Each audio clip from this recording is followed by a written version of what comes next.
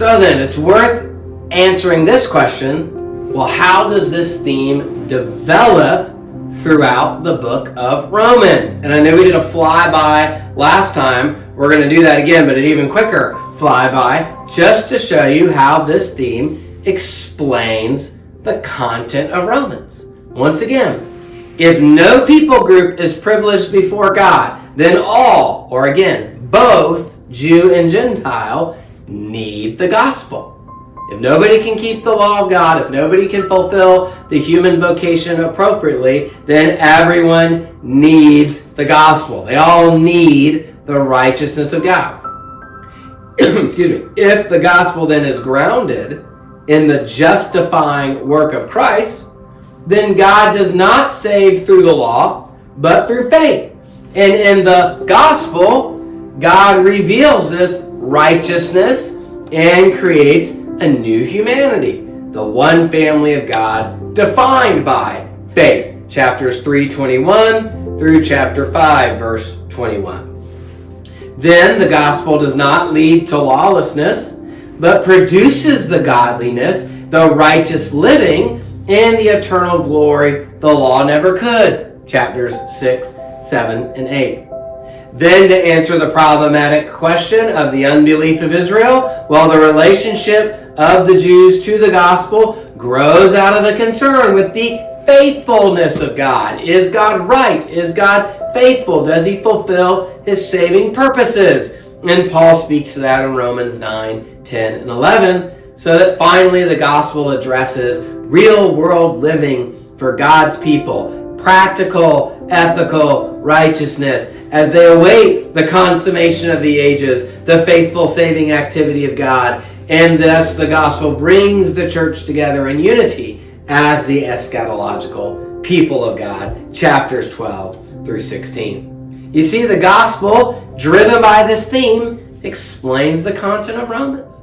And also, by the way, if you think back to some of our first episodes, it explains the purposes of Romans. What's Paul trying to do in this letter? He wants to build support and trust with the Romans. And so what does he do?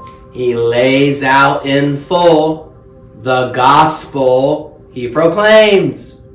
What about this offering? Well, the gospel Paul articulates in Romans shows why Jews and Gentiles compose one people of God, and why the offering he takes to Jerusalem should be favorably received. So that lastly, in terms of purpose, the huge one there in Romans 14 and 15, if Jews and Gentiles are going to receive one another in worship, it will be because of the gospel.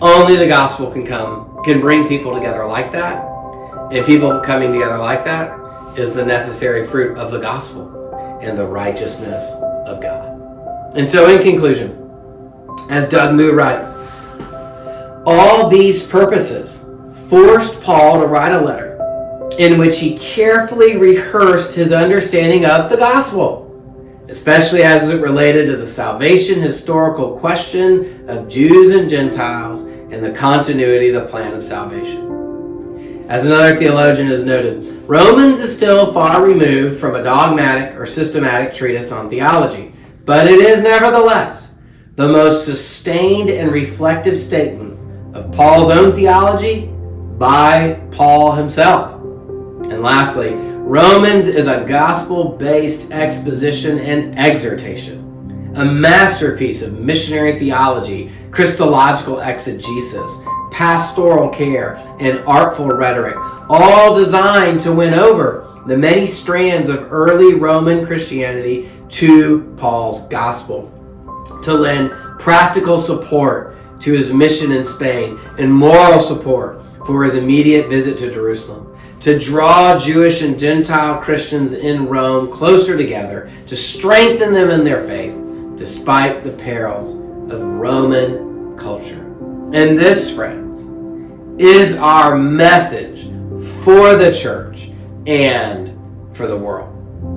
So where are we going next? Well, in the next episode, we'll start to look at some of the specific sections in Romans, specific sections in Romans, to see how they develop this theme advance the story, and meet the needs of the Roman congregation. And we'll see you then.